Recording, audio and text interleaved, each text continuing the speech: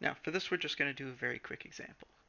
So, for this particular example problem, we have an elastic cube that we know the length of and we know the mass of, and we found that compressing the cube on just one face of it, a distance of 1 meter, requires 10 newtons of force.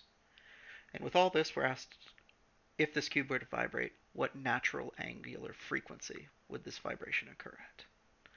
Now, this is something we can do. However, the very first thing that you need to figure out when dealing with these moduli is which one do you have to deal with. So what you're told here, what you should be looking for, is how the cube is being compressed. Here we are compressing the cube on just one face. We're not rubbing it, we're directly compressing it on just one face. Now, because we're just compressing it on one face, what that is telling us is that we need to use Young's modulus. The bulk modulus is when we compress it on all sides. The shear modulus is where we rub it. Young's modulus is where we just compress. Now, for Young's modulus, there's a number of different formulas that we can use. So we know for Young's modulus how to relate pressures, forces, areas. Young's modulus, the displacement from equilibrium, the length, and Young's modulus and the strain. We can use any combination of these two to solve our problem. We also know that Young's modulus is directly related to our classical Hooke's law spring constant K. We can find the spring constant K by taking the area times Young's modulus divided by L. And when we dealt with spring constants, because we are looking for the angular frequency, that is directly related to the spring constant divided by the mass. So the idea here is if we have the spring constant divided by the mass, we can find this angular frequency. Now, when it comes to dealing with this, we're actually told a lot of things. So first of all, we know the length of a cube. If we know the length of the cube, we know its area or its length. Right? For the cross-sectional area of one face of a cube, the area will just be length times width, or length squared, as the length and the width are the same for the cube. Next up, we're told what the mass is. We're told that we have a mass of 20 kilograms, which shows up here. And lastly, we are told that we compress the face. Let's use a different color here. A distance of 1 meter. So we've been told how far we've compressed the thing, and we've been told what the force that was required to create this compression is.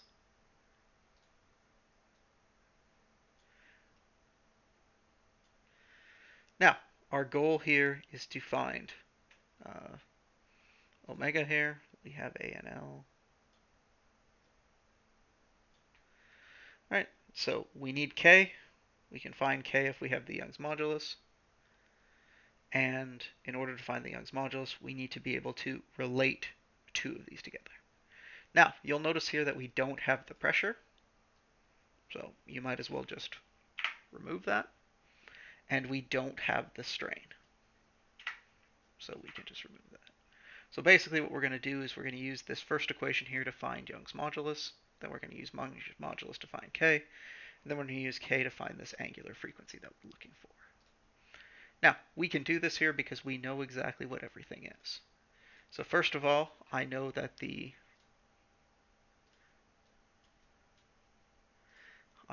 force is 10 newtons. And for this particular cube, I can figure out what the cross-sectional area of it is. For this cube, area is length times width. Both the length and the width are 10. And 10 times 10 is 100. And this will be equal to Young's modulus times the displacement from equilibrium, which is 1 meter, divided by the length of the cube, which is 10. I can get rid of the negative sign here because I'm not worried about the direction of anything here, because all I want to know is Young's modulus, which is a scalar positive quantity. So if you take a look at this, 10 divided by 100 is 0.1. That's equal to the Young's modulus divided by 10. And rearrange this will give me a Young's modulus of 1. Now, with this Young's modulus of 1, I can actually use this to find the effective spring constant K. K is equal to the cross-sectional area, which I know to be 100 square meters, times Young's modulus, which I know to be 1, divided by the length of the cube, which I know to be 10. This here will give me a spring constant of 10. And lastly, with this spring constant, I can find omega here.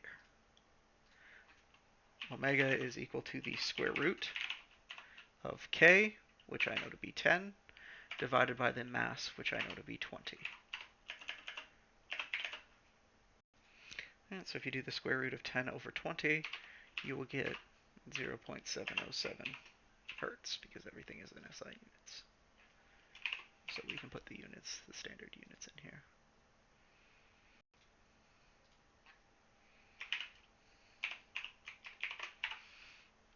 All right, and that's all there is to do.